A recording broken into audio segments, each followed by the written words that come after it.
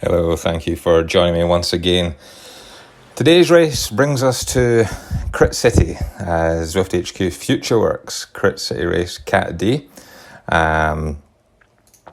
So this is an anti-sandbagging race. So if you go over the 2.5 watts a kilo limit of Group D for any length of time, then you should be penalised by having a restriction placed on your power.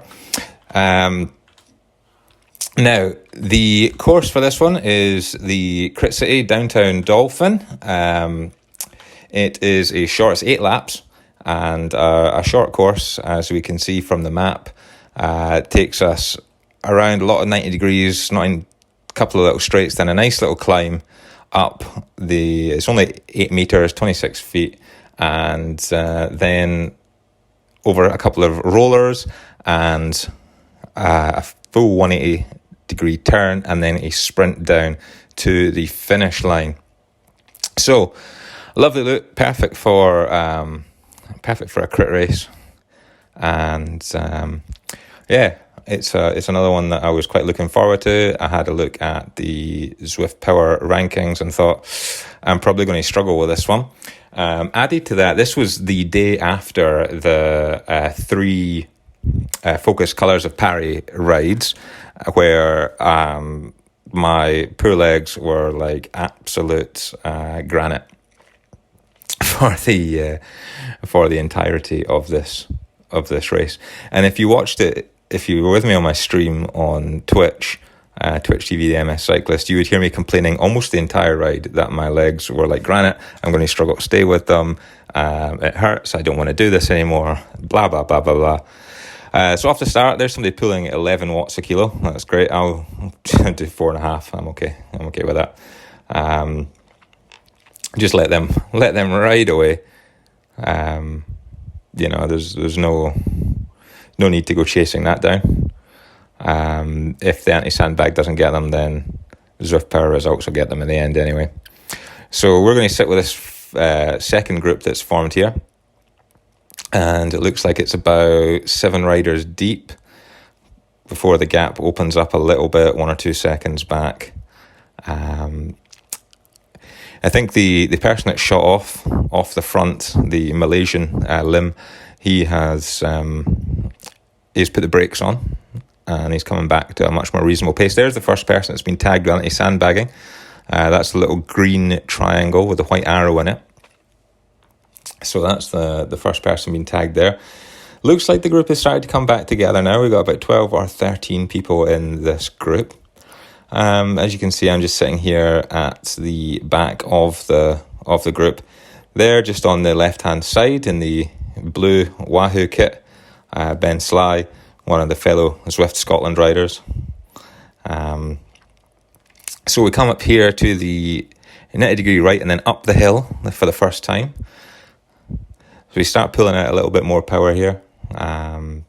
Just around 3.94 watts a kilo, so 320, 350. I just want to mark everybody out on this one, make sure that no moves get away up the hill. They could be dangerous. And that's the first one successfully negotiated. Group has, by and large, stayed together. Normally you see a couple of seconds opening up here and there on that little rise.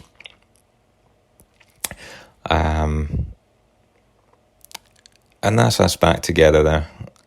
All good. And this next section, a little straight, then a little turn into the park, and it takes us over a set of, they're quite steep rises, but they're literally, a couple of meters long.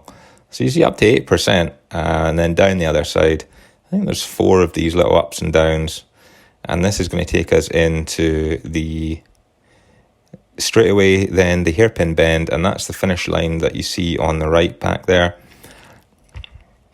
So that's the last little rollers over.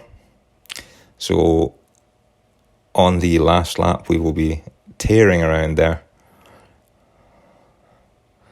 and aiming for a sprint. I reckon when you see the little tent on the right hand side, that is where we'd pop any power ups and hit the trail. pump out our sprint as best we can at that point. Again, I can hear myself from the stream on the recording moaning and whinging about my legs already. First power up's the burrito. Gap starting to open up there. So we put out a little bit of extra power and just bring that back. Get back to the back of the bunch. We don't want to get stuck behind the guy who's been hit with the anti-sandbag. So we just tap out a steady rhythm and get us back onto the tail end of the bunch as we're on to lap number 2. It leaves us with around 9.3 kilometres to go. I see a gap again just starting to open up, a couple of wheels ahead. Going to have to rely on some of these other guys to close that. I just don't have the ability to close every gap. Even though I am according to Zwift Power, I'm at the top end of Cat D. Yeah, I just don't have the power, especially not on this day after the focus event. So around the corner, here we go, second time up the hill, up the cobbled climb. As you can see, we're nowhere near the fastest up here. People are about a second and a half faster than me up the climb. A lot of people popping their featherweight power-ups. There's somebody wasting a perfectly good aero power-up on a hill for reasons that are beyond me. You can see the gap starting to open though. This is what we expect from that little hill. Gaps start to open, but it's a bit early to be attacking them yet, and they should get pulled back. I can overhear myself in the audio from the stream saying that I've got absolutely nothing in my legs. So gaps opening, we're down to 12th, and I'm just going to have to rely on other people to close these gaps. Past the Groot in the Belgian jersey, and the gap's now 3 or 4 bike lengths. They're going to have to work over these rollers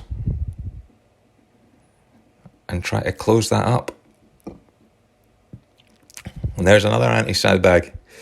Ito, the Japanese rider, hit with a sandbag. The gap is now closed almost completely. It's taken a little bit out of me, but hopefully we have enough left as we join the warm embrace of the peloton once again through the start-finish barrier, and this time it draws a aero boost. So we'll keep a hold of that. I know there's plenty of laps left, but just in case, we don't want to tempt fate and lose the aero boost. It's literally the most important power up for a flat sprint, and really once you've got it, you don't want to let it go. Throughout the race, though, I did realise that if the gap opens up and I can't close it, then I will have to use it. I certainly don't want to, but I will when I need to. Again, just gaps starting to open a little bit. Actually helped here by the German with the anti-sandbag. Got a little bit of draft off him and gave me a little bit of respite. There goes the casket. That's been thrown. As you can see in the bottom left-hand corner, the casket is being launched. A sure sign that I'm already starting to feel it in this one. Up through the gears we go into the bigger cog, well, the smaller cogs, the bigger gears, and up the hill once again, out the saddle. Again, 400 watts, so 4.3, 4.5 watts per kilo. As the climb hits 6%. These are the sort of climbs I can deal with though. Short, punchy climb like that I'm okay with. Anything longer than about 250 meters, I'm toast. So again, you can see that gap just opening up over 5 or 6 bike lengths now, but it starts to close, and here comes the Colombian who will just close that, help us close that, and he goes onto the front of the peloton over the rollers. We go again, and there'll be 3 laps to go after this one. It's a little worrying that the gap is still opening, but it seems like we're able to close it. And the lead group is down to about 8 riders now. We got 2 Japanese riders, an additional Scottish rider, some with a Union flag, and Malaysia represented there. We've got Denmark, and we've also got Colombia. I think that's Colombia. I'm going to go with Colombia. I'll back myself. So, 3 laps to go. We can see from the board on the right-hand side around that corner.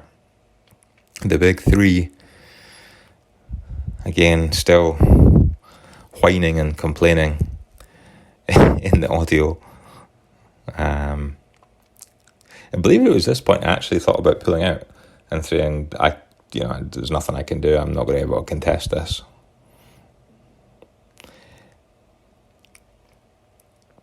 So, actually, before this race started, I got one of the messages that said that they has their anti-sandbag features involved in this, and you might be in the wrong category. So I really am on the borderline now between being promoted and to Cat C.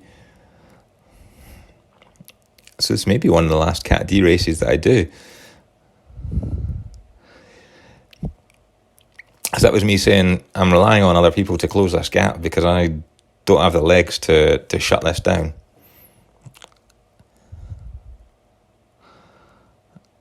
But it's all back together again just before the climb. Out the saddle we get 4.5 watts, 4.9 watts a kilo at the highest there, and we will lead up the climb.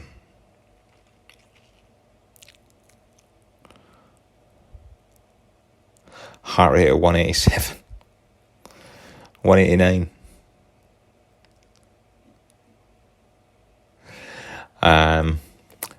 What I was saying there was that we were very lucky, very, very lucky that other people had closed that gap, because if they had worked together and put the hammer down, there was no way that I was catching them. So well done to Bruford there from the Rhino team, the red and black jersey. He has basically kept us in this race because I was never closing that gap down. That was all on him. Round to the rollers, second to last time. The lead group now down to about 6.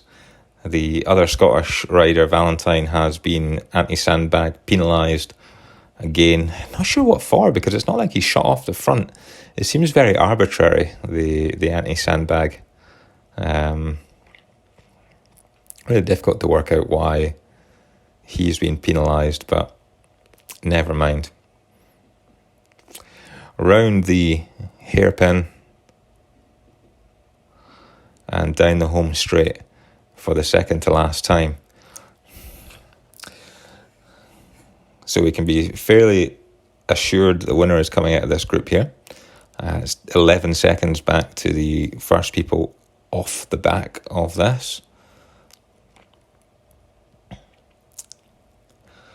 And 2 laps to go. We still have the aero power up if we're going to need it, if we can stay with this until the end.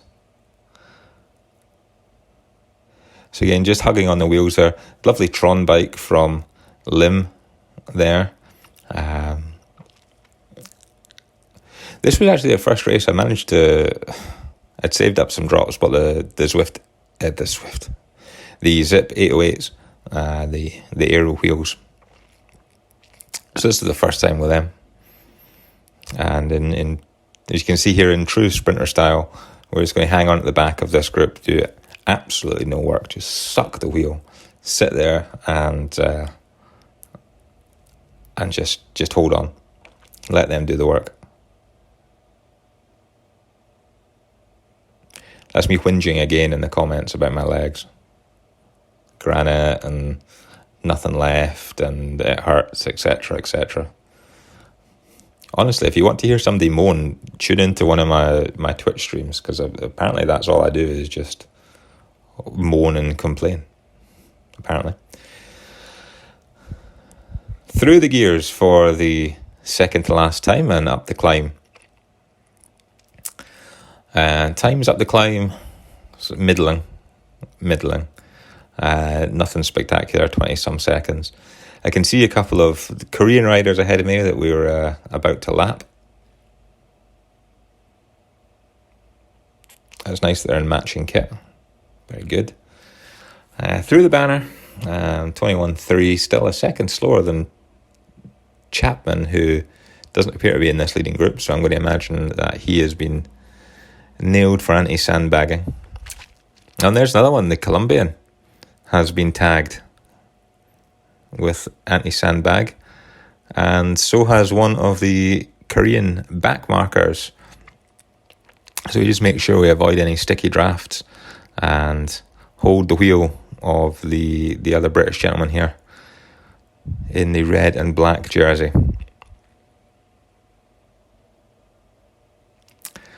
So it's the last time over the rollers before the finish line, with just one to go.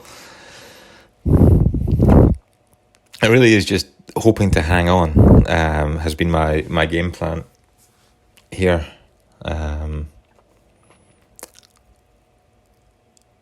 As I really was suffering after doing the loops of, oh, and look at them, they're away, but they just don't put in a sustained effort.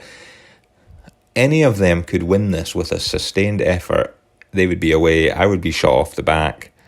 I'm sure there probably would be at least one other person shot off the back as well. And they could have got away, but they didn't. So we'll just hold the wheels. Last time, around the left, then into the 90-degree right.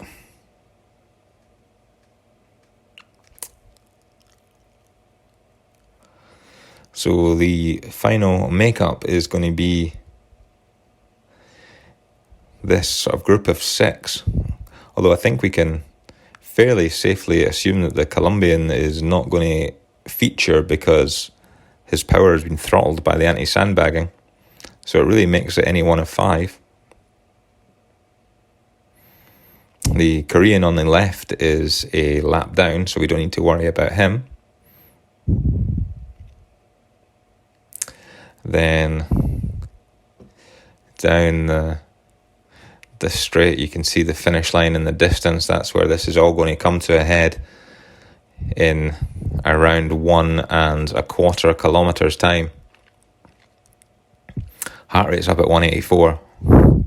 At the moment, we really are just clinging on to this as we approach the climb for the very last time. There go the gears, up out the saddle. At this point, I've noticed that this guy has activated the featherweight boost. It looks like he's going to try and put in a dig. Otherwise, why would you activate that? There he goes, he's putting a dig. Lim, the Malaysian, he's gone. Mayakazawa, the Japanese rider, he's going with him. And these two are starting to break away. Lim, record up the climb, 20.12 seconds. He's off. Absolutely off. There's now a group of 2 behind him, and then I'm just hanging into the draft. Lim's been nailed with the anti-sandbag. He's got a 6-second gap though. Is it going to be enough to bring it back? We're really close to the finish. All we need to do is go over these rollers. There's less than 0.6 of a kilometre to go. The gaps are still opening up. I'm having to put out 350 watts at one point there just to try and bring the wheels back. This is where it's going to finish. Lim, the Malaysian's been brought back. He has been brought back, and then it was 2 in front. We're just hanging on to the wheels. The 2 Japanese riders reaching down to go for the aero boost. We hit it, put out as much as we can, which at the moment is not a lot, with 6 watts a kilo, and nobody is coming, and we have taken it. Victory by around a second. And wow, that was close, because at one point it didn't look like we were catching a breakaway there. So, a victory in what could be the last Cat D race for us. We may be moving up to Cat C after this, where we will get kicked around like an empty tracksuit until we work a little bit harder. But thank you very much for joining me. I will see you next time when we'll see if we can hold on. Thanks again.